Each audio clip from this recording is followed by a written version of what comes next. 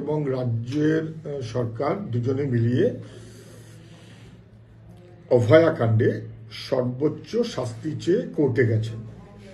Court স্বাভাবিক কারণে তুলোধরা করেছে। তদন্তের দায়িত্ব ছিল কার? কলকাতা পুলিশ তদন্ত ধামাচাপা দিয়েছে, তথ্য প্রমাণ লোপাট করেছে। সরকার না বুঝবার কোনো কারণ নেই, তথ্য প্রমাণ লোপাট করে দিয়েছে। সবাই বুঝতে পারছেন। তড়িঘড়ি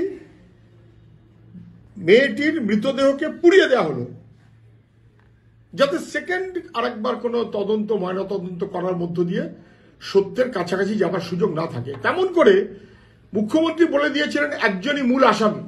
সেই মূল আসামিকে ধরে এবার তাকে যদি ফাঁসি তাড়াতাড়ি করে দিয়ে দেওয়া যায়, যত তাড়াতাড়ি ফাঁসি দেবে তত তাড়াতাড়ি মুখ্যমন্ত্রী বাহিনী খানিকটা ভরসা পাবেন। সেই কারণেই সর্বোচ্চ শাস্তি ইত্যাদি ইত্যাদি বলে নানা কথা বলা হচ্ছে। রাজ্য সরকারের সঙ্গে সিবিআই একমত। কেন? কারণ রাজ্য সরকার যে অপদার্থতার তদন্ত করিয়েছে, সিবিআই সেই তদন্তেই ভরসা করেছে। অপরাধ যেমন রাজ্য পুলিশের, তেমন অপরাধ তার চাইতে বেশি সিবিআই এর। সিবিআই দিল্লিওয়ালাদের কথায় মমতা ব্যানার্জিকে খুশি রাখতে চেয়েছে। এখন বুঝে গেছে যে এটা খুব বিপজ্জনক কাজ হয়েছে, কারণ তদন্তটাই একেবারে ছেলে মানুষই করা হয়েছে। ছ্যাবলামো শব্দটা বললে কি অন্যায় বলা হবে? ছ্যাবলামো করা হয়েছে।